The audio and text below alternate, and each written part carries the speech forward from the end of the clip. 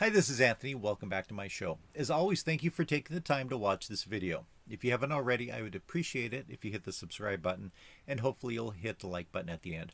So this is the second Q&A video on the aftermath situation. I did one yesterday. Again, if you didn't see that one, I want to point out that I'm using the phrase in the title, "if you would have done some research," as a bit of tongue-in-cheek. A few people have said that or something along those lines to me when they disagreed with something that I've said. It's a bit snarky and I think it's funny, but it's not directed at anyone that I may be answering questions or comments about, so please don't take any offense at that.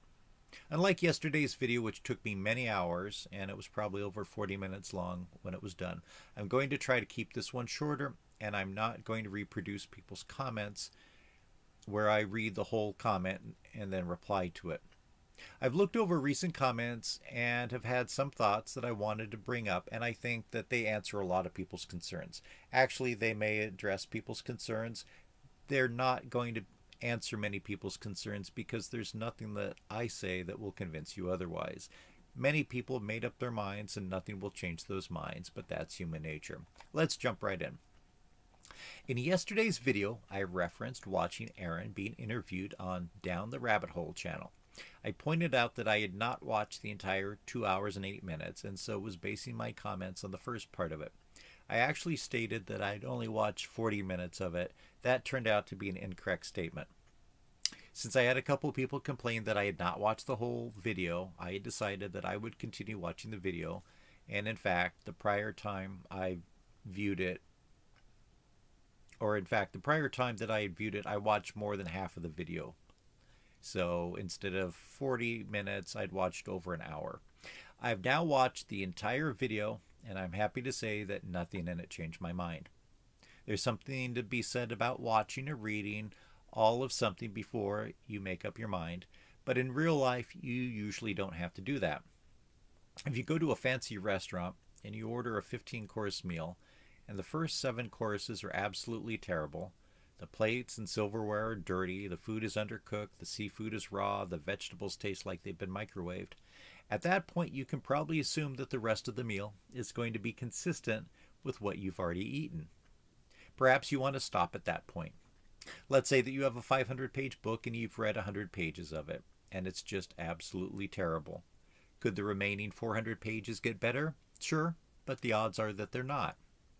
There are perhaps millions of books out there that you could read. Most of them probably would be better than the one where the first 100 pages were terrible. Why waste your life reading 500 pages so that you can just justify in your mind that it was truly a terrible book? So I don't think that people need to watch every video in its entirety if you can get a flavor from it from watching 60% of it. Anyway, as I said, I did watch the whole video now, and I watch much of what I'd already seen a second time just to get the details really clear in my mind. Nothing that Aaron said in the part that I watched tonight changed my mind about anything, and in some places reiterated even more of some of his problematic comments. The one thing that he did say that I did not know was that he and his wife had that morning agreed to divorce. As I pointed out in my previous video, I'm divorced, and sometimes that's the best thing for people who are in a situation where things are just not working out. I'm glad that he has finally seen the need to get a divorce because, as he pointed out, he's been living a lie for the past 5 years, and this part he didn't really point out, but I'm pointing out. He keeps on talking about radical honesty and transparency, yet he's been lying to the public about his marital situation. And it's understandable why he's been doing that, but by lying, he's setting himself up to be blackmailed or something along those lines, possibly, or at least be ridiculed or humiliated. Moving on to a related target in the past, or in the part that I've reviewed this evening, he continued to reiterate that no one on the board had reached out to him concerning what had happened in LA. Again, I asked myself, why did he not reach out to the board? He then admitted that Luis had been acting as a liaison between the other board members and Aaron concerning the situation. That's, of course, when Luis was still on the board. I wouldn't say that the board was necessarily dysfunctional, but it was not functioning as well as it could. I think that if Aaron really wanted to be transparent and radically honest, then he should have contacted the board, whom he knew had been contacted by this crazy woman that he'd been having a relationship with, and explain exactly what was going on. I find Aaron for the most part to be credible. He's made some mistakes as far as judgment. The level and severity of these mistakes might be up for interpretation. But overall, I find Aaron to be an honest person. So he should have reached out to the board and said, this is exactly what happened. I was the real victim, not the woman, and I think that the board might have seen his point of view. He evidently had assumed that Mark had told Claire about Aaron being separated from his wife and living a bachelor's lifestyle. Claire, as a board officer, didn't know about this until these contacts from the woman. And so she investigated the situation so that she understood what was going on. It seems, and this is what I get from Aaron, that she was under the impression that Aaron might be lying about things.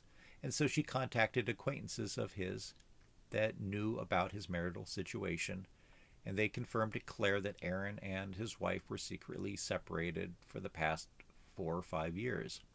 She misunderstood the person that she got the information from and thought that Aaron's wife was not aware of the situation. This seems to be a misunderstanding in the phrasing that the person had stated to Claire, and so Claire reported to the board, and evidently Aaron, who was on the board, that Aaron's wife was not aware of the situation. That is, that Aaron was living a bachelor lifestyle. Aaron corrected Claire that was not correct, and Aaron admitted that Claire apologized for making the mistake. This seems to be one of the big things that people have gotten upset about with Claire, that has been referenced in a number of messages to me from people in the comment section. Let's move along to some other thoughts. A lot of people throughout the internet think that this might have been an OSA setup, and that was brought up by many of the viewers who were commenting with super chats on Rabbit's channel. Aaron doesn't think that this was the situation, even though many people that he's talked to, I think, or have said that he is naive about that, about it being an OSA setup. But I happen to agree with Aaron. I think that this was simply a woman who turned out to be mentally ill, who was attracted to Aaron, pursued him, and they ended up having intimate relations on 3 separate nights. Earlier in the interview with Rabbit, it sounded like they were not consecutive nights. Towards the end of the interview, the way he phrased it kind of made it sound like it was 3 consecutive nights, but I don't think that that's the case, but that doesn't really matter. Aaron doesn't think that Scientology was behind it because they haven't used any of the information, which is now public, on their hate website that they have for him. And for the most part, I agree with him, but if you think about this, if you were the Church of Scientology and this was an OSA setup, you're not going to reveal your hand by putting the video or any information on your Aaron Smith Levin hate website, because that would tie the woman back to the Church of Scientology. Why would they need to promote that when everyone else on the internet, including the parties involved and people who support them that have major channels, are all keeping this issue stirred up to some degree? So again, I don't think that this is a Church of Scientology plot, but if it was, they're certainly doing a good job of keeping their hand hidden in it. Anyway, one last comment about that video that he did with Rabbit. He pointed out, and this was a couple days ago now, that nothing about the incident in Los Angeles has come up between he and his wife. He doesn't know if she knows anything about it, or if she's watched any of his videos, or if she's been contacted by anyone. And in fact, he said that she did not even know that he was off the Aftermath Foundation. Now, we have no idea how much he and his soon-to-be divorced wife really communicate. There could be near zero communication. And that's fine as long as they're able to negotiate what they need to with the minimum amount of communication. That may be the best thing for the both of them. But this situation is so potentially explosive that if I were him, I might seriously think about saying to her and perhaps their children, hey, something went on earlier this year when I was in Los Angeles, and it involved a woman who, it turns out, has some severe mental illness. And maybe Aaron could just ask if they want to hear a summary of it or the details, or at least make them aware that he is no longer on the board of the Aftermath Foundation. And while nothing should happen any further, there's always the possibility that the woman who has not yet made a police report could still make one and accuse Aaron of things which are not true. Aaron seems sure that she wasn't going to file a police report, since filing a false police report is a crime. This is a severely mentally ill woman, it sounds like. Even people without severe mental illnesses sometimes file false police reports. The chances of a severely mentally ill woman eventually deciding to file a police report, even if it's a false police report, is greater than zero. And he also pointed out that she had contacted the anonymous police tip line in Clearwater and stated that Aaron was keeping his wife locked in an underground bunker, which the police contacted Aaron, and they agreed that this was not a situation that they should investigate further. Again, I think that this is just such a big story throughout the world now because of the internet, that if his daughters and wife know nothing about this, and somebody at their school or at their work or a reporter on the street asks them about it, that it can really catch them off guard. Anyway, that leads to a good question. What would you do in that situation? Leave a comment in the comment section. I continue to get lots of comments about married couples being on the board, and some people even want to argue with me when we pretty much agree on things, which tells me that there's a lot of people out there that are really not just thinking about things, that they're just spewing out comments, which is fine, but hopefully they make better decisions for important things in their life. Let's think about the concept of married couples on the board. Is this prohibited? No. Should it be addressed in the bylaws? Yeah, I think that it would be a good thing. I think that it would be a good idea for them and for other organizations that may not have addressed it to have a prohibition of closely related parties serving concurrently on the board. And along with that, I also think that it would be a good idea for the board to have term limits. Typically, when somebody is voted on a board, they're voted to a term of 3 or 4 years. What happens on most boards is not many people want to be on them, so members stay on for years and are reelected every 4 years. I think for a lot of boards like this, having a board member be able to serve 2 terms of 3 years each for a total of 6 consecutive years, and then require them to sit off of the board for at least 1 year before they could be reappointed to another 3-year term, is probably good. And if the board implemented that, 3 of the spouses would have to step off the board for the time being, but they could still be engaged in many of the activities and continue to volunteer for the board. A lot of criticism of the current remaining board members, which is currently 3 married couples and Ray Jeffrey, is that the optics of having so many married couples on the board looks bad. But as Aaron himself has pointed out, nobody was bothered by married couples being on the board. And as I pointed out, nobody in the year or more that I've watched all of these people's channels has anyone complained about having 2 married couples first, and then most recently a 3rd couple being added to the board. It was never a problem with anyone until Aaron's removal. And another thing about optics. I agree that within the ex-Scientology world that is currently commenting on everyone's videos, that the optics of having 3 married couples on the board, all of whom voted against Aaron, this comment seems to look bad. But, again, does it break any laws? Unlikely. There are some murky IRS requirements that seem that it may touch upon that, or it may only look at it if those people are related to each other and not just to their individual spouses. So it's not clear. But back to the idea of optics. A lot of people think that it looks bad. I've gotten a few comments from people whom I respect who say they don't have any problem with it. And like I pointed out, no one had any problem with it 2 or 3 weeks ago with those optics. But really, whose behavior, and that's what we're discussing here, whose behavior has caused more problems?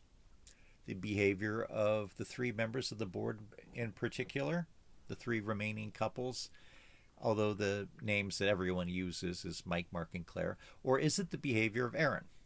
Now, many people have used the term snakes. Mike and Mark and Claire are acting like snakes. They're backstabbing snakes. They're back to their old Church of Scientology methods. Are they backstabbing snakes? Not literally.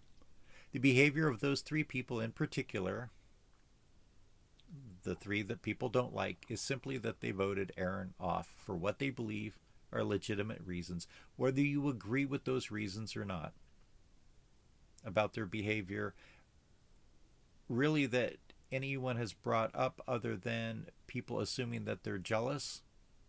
None of them have been accused of profiteering from the organization. None of them have been accused of pilfering money or anything like that. Fortunately, Aaron has not been accused of embezzlement or anything like that. But time and time again, Aaron is getting into sticky situations where the police have been called, or where the police could easily have been called, such as the situation in Los Angeles. Aaron described in pretty good detail what happened in each of those situations. Getting drunk and rowdy at Mardi Gras and finding out later that he was trespassed from one of the bars in question by the police. Getting into a fight at the cigar lounge when he was campaigning for his run for city council in Clearwater, where he was loudly making sexual comments about a woman that he knew and whose boyfriend at the time came over and punched Aaron. Aaron claims that he was the victim, and certainly the man should not have punched Aaron under any circumstance. But Aaron admitted that he was drunk and talking loudly about the woman to another man at the bar, and probably could be heard by the woman and her boyfriend at the end of the bar.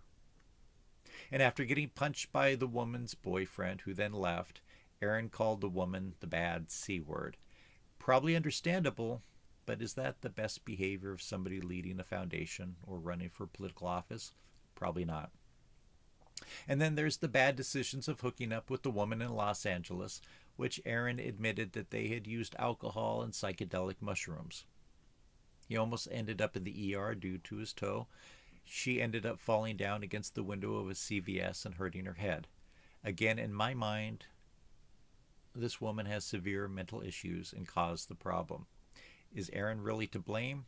Is he a victim like he repeatedly said? Certainly, to a degree, he's a victim. And I think that we should be cautious in assigning blame, but who put himself in that situation? He did take the woman to the place that he was staying. Obviously, in hindsight, that was a terrible decision, and it's one that could have easily caused him to end up in the hospital, or in jail, or even worse. He stated that the woman told him that she was going to try to kill him. In that interview, Aaron also stated that he used psychedelic mushrooms, and that he had tried the white powder in Florida. Some people don't seem to get what I'm talking about, and I don't want to say the word because I don't want to get demonetized or anything, but hopefully you'll figure out what I'm talking about. And then he said that he and the boys went to Colombia and he tried the white powder again.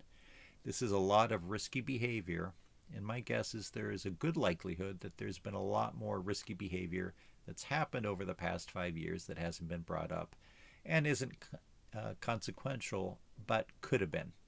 Ask yourself, if you had a babysitter that you used for your kids and he or she hadn't been working for you in a couple weeks, and then they came back and you asked them, hey, what's been going on? And they tell you the same story that Aaron told us about these incidences. And then you ask them some more questions, and they talked about other things that happened, similar to the ones that Aaron's talked about. Would you continue to trust the judgment of the person to take care of your kids? I know that a lot of the controversy here is what is private behavior and what is public behavior, and does any of it matter when you're the officer of a nonprofit organization? Many people want to throw out a blanket statement that none of it matters, but in fact it can matter on a practical level, and it can matter on a legal level when it comes to operating the nonprofit. I assume that there is directors and officers insurance that the nonprofit has. I know that most people who are commenting have zero idea about anything concerning running a nonprofit. As I pointed out, I have a fair amount of experience. Nonprofits generally have to have or should be advised to have insurance on the people that are on the board and other employees to protect the organization from lawsuits and other legal related issues.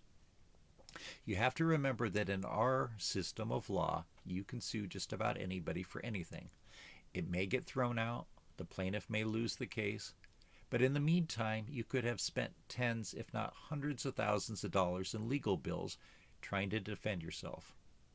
If you're on the board of the directors of the Aftermath Foundation, and that foundation is closely tied in the minds of the public to Aaron Smith Levin's channel, even though there's no legal connection to the channel, and Aaron goes to Los Angeles where he's reporting on his channel about Scientology-related lawsuits, and he engages in private behavior with the woman, which turns into an extremely unfortunate situation, one which Aaron is not necessarily responsible for most of what happened, but things can quickly get out of hand when you're dealing with a mentally unstable person. And in this case, she ends up falling against a window and hurting her head. What if she decided to bring a lawsuit against the Aftermath Foundation because she argues that Aaron was there on behalf of them conducting Aftermath Foundation business by reporting from the trial? And as Aaron pointed out, her father is an attorney. Now, hopefully her father is a legitimate, level-headed attorney who realizes his daughter is mentally ill and would not use his legal skills in any way to help her file a frivolous lawsuit. But what if he did? There's no downside for her then. She has no need to find and pay a lawyer to do the work if she could get her father to do so. Now, I'm not saying that this is going to happen. It's probably not going to happen. But if you're a member of the board of directors of the Aftermath Foundation and you're looking at things like that, it's going to give you some pause as to whether you should continue having Aaron Smith Levin or anyone else in a similar situation on that board. Okay, this is getting much longer than I had intended. Let's look at one last thing. Many people think that they're not just backstabbing Aaron, but that the board members want to get power or more power. People think that they're just jealous of Aaron's success on YouTube and point to some comments that they've made, in particular, what's probably just a flippant comment from Mike Rinder. Again, this is a non-profit board where none of the board members are compensated for their time. Getting rid of Aaron benefits none of them financially. It's not like there's a pie where there's one less slice given to Aaron so that it can be shared amongst the remaining board members. These are intelligent people that know that if they got rid of Aaron, that there would be backlash against them personally, their channels, and the Aftermath Foundation. This is exactly what happened, which is really evidence that this is not a power grab by them. This is them resorting to what they feel like they had to do. Again, could things have been handled better by all parties? Yes. Aaron could have handled the situation afterwards much better, and I think that the Aftermath Foundation could have handled the situation better. In the end, it was handled by all parties in the way that it was handled. The finances of the Aftermath Foundation probably will continue to see drastic decreases in what they'd been getting because Aaron is no longer advocating for them. There are some people that will continue to hate, in particular Mike and Mark and Claire, and by extension, other members remaining on the board and other people in the ex-Scientology world that continue to collaborate on YouTube with those members. I know that in a way Aaron has felt devastated, but I think that this is ripping the band-aid off of a festering wound that would allow it to heal faster. He has now revealed to the public pretty much, I think, all the relevant information that needs to be said. I do hope that he considers possibly speaking to his close family members so that there's no surprise for them now that the rest of the world knows. And I think that it's healthy that he and his wife now seem to have decided that they need to formally divorce while still co-parenting and hopefully being great parents to some great daughters. I hope that he creates the foundation that he envisions, and I hope that it's filled with a competent board that has all the right policies and procedures in place so that potential problems are avoided for that organization in the future. Okay, I'm going to wrap up here, but I want to say one more thing before I go. Why do we watch anything on YouTube or any place else?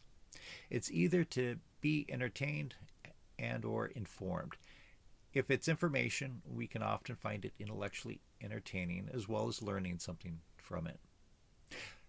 But there's a couple different layers of learning. One may be learning the facts of the situation. In the aftermath Civil War, the facts are the things that we've talked about already. The incident in LA. Somebody said this, a vote was taken that way. All of those things strung together make up the story. And it may be interesting, it may be sad, it may make us mad, it may give us hope and show redemption. But the next layer of it is what we've learned from it, what lesson. And certainly one of the lessons is things can be very, very complicated, and you need to have all the facts in the right order and the right timeline to understand how things really were. And we have to understand that things are often not revealed right away. And if we're lucky, we'll get all the facts that we need to know eventually. So in the meantime, we need to be careful on making rash decisions before we have all the facts. It also shows us that we need to be aware of what's expected of us. Again, many of you have never served on a board of directors. I've served on a few, as well as a number of government committees and commissions, and I've been in leadership positions in some of them. And there are many, many things behind the scenes that go on that have to be done to make those organizations run as smoothly as possible. And if members of those boards do not know what needs to be done, if they do not know what it is in the bylaws that requires of them to be good members, and if they do not communicate effectively with each other, then that's where problems can happen. A lot of mistakes were made by various parties in this incident. They were made because people are human, not because they're resorting back to their old Scientology ways, and not because they're backstabbing snakes. These are humans who make mistakes and who get angry, who might jump to conclusions, who might get frustrated, who worry about their reputation and what the future holds and what has happened in the past. Many people are traumatized by things that have happened to them. We all know that these people experience great deals of trauma at the hands of the Church of Scientology, even while some of them perhaps were the cause of trauma to others. I truly think that everyone involved wants to be associated with organizations that help people leave Scientology and build better lives going forward. I really don't see any villains here. I see some victims, but I see people that no matter what happened in the past, whether it was earlier this year or 20 years ago, that they're trying to be the best heroes that they can be in fighting against what they think is the greater villain, which is the Church of Scientology in their minds. Thank you for your time. I appreciate it. And as always, please hit that subscribe button and comment on what you've heard. Thank you very much.